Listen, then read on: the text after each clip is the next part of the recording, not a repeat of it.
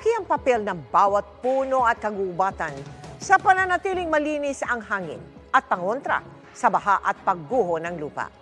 Pero ang kagubatan ng bansa na tumatakip sa 56% ng ating kalupaan noong 1934, 24% na lang noong 2020. Sa ikawalong bahagi ng ating climate change series, paano nga ba kung ang mga punong pumoprotekta sa atin sa sakuna ang siya ring patuloy na inuubos?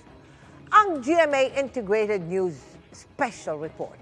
Tinutukan ni Chino Gaston.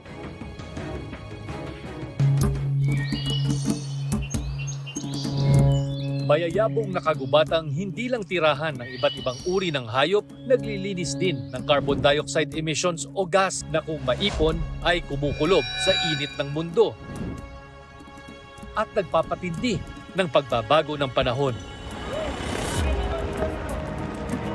Kontrabaha at landslide din ito dahil hinihigop nito ang sobrang tubig mula sa matinding ulan.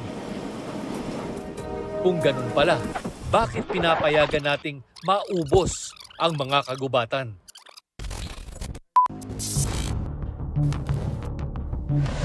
Dito sa Brooks Point, Palawan, ang isang bahagi ng kabundukan, ang Tila Inuka. Ayon sa mga NGO at mga lokal na opisyal, hukay ito ng isang mining operation. Sa ibang parte naman, bakas naman sa gilid ng bundok ang mga pataniman ng mga kaingin farmers. Ang ilan, nasa tuktok na ng bundok.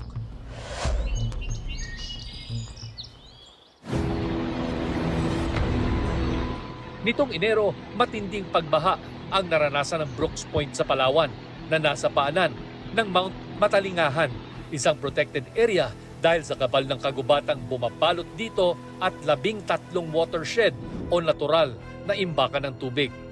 Binaha ang mismong bayan at napilitang lumikas ang mga residente. Kunting ulan na lang po, ang bilis ng baha niya eh.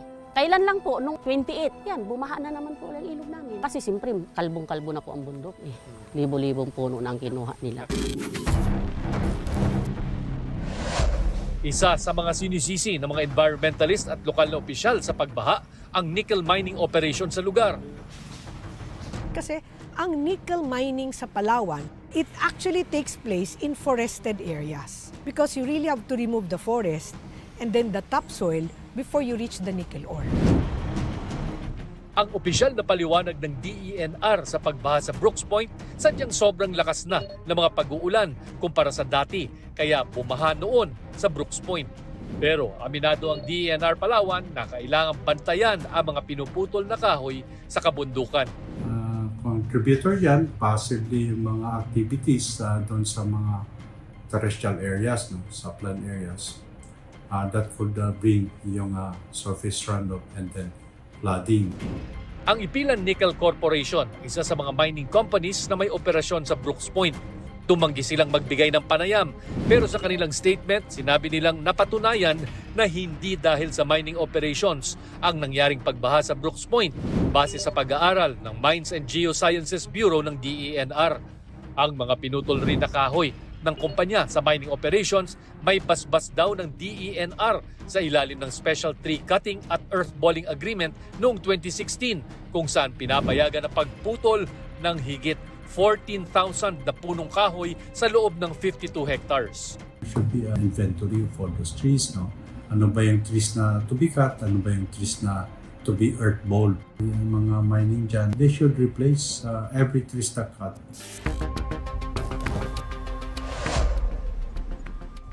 Isa si Brooks Point Vice Mayor Mary Jean Feliciano sa mga nais ipatigil ang mining sa kanilang lugar. Pero hindi raw ito magiging madali. May iba pang kumpanya raw na gusto ring magtayo ng mining operations sa Brooks Point. Ang nakakalungkot, nandyan yung 3 minahan na binigyan na ng MPSA, ng DNR. At ito nga, yung isang minahan na nakapagputol na ng libo-libong punong kahoy, ngayon ay humihingi na naman sila ng tree cutting permit para magputol na naman ng 8,000 na trees. So, hindi ko alam kung ano talaga ang direksyon ng ating pamahalaan. Pero hindi lang mining ang sanhi ng pagkalbo ng kabundukan ng Palawan. 2 oras na lakad paakyat ng bundok ng barangay Samariñana. Nakilala namin ang mga katutubong nangangaingin o ang uri ng pagtatanim kung saan tinatanggal ang kagubatan para mapagtaniman ang mayamang lupa nito. Sa tuktok ng bundok, narating namin ang tanimang ito ng kamote, gabi at mga gulay. Hindi na pangbenta, kundi pangkain lang.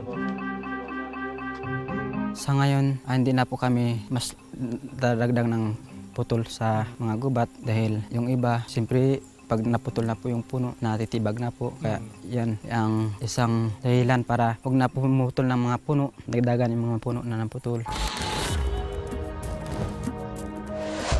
Noong 2017, nagpunta naman ako sa kalapit na bayan ng Bataraza kung saan nakilala ko ang ilang mangunguling. Ang mga kahoy na pinuputol, pinipira-piraso at mano-manong ipinapasok sa mga ulingan na gawa sa lupa. Alam daw nilang masama ang pagputol ng kahoy, pero higit raw masama ang magutom ang kanilang mga pamilya. Poverty is also a driver for deforestation. No? Not only weak enforcement or weak governance, but poverty rin. May total log ban sa buong Palawan na pinagtibay ng isang batas ng provincial government. Ganun pa man, hindi nauubos ang mga nahuhuling illegal loggers at pagkumpiska ng mga ginagamit nilang chainsaw. Sa dami ng nahuli ng Palawan NGO Network sa mga nagdaang taon, lumikha sila ng chainsaw tower para magsilbing babala at paalala sa problema ng illegal logging sa lalawigan. Kailangan na niya ng pagbabago sa pag-iisip ng gobyerno kung isasalba ang tinaguriang last frontier. When our leaders are of the utilitarian mentality, then you have logging, then you have mining. Kasi ang utak nila is to use eh. The mindset of to preserve and conserve takes a back seat. Therefore, you have deforestation. Hindi lingid sa kaalaman ng marami ang masasamang epekto ng pagputol ng punong kahoy at pagkalbo sa ating mga kabundukan. Pero nananatiling, nandiyan pa rin ang mga rason kung bakit patuloy itong ginagawa. Kaya kung seryoso raw ang pangako ng gobyerno na mag-aambag kontra sa climate change, ayon sa mga eksperto dito sa Palawan, dapat simulan ito sa sarili nating bakuran. Para sa GMA Integrated News, Chino Gaston nakatutok, 24 oras.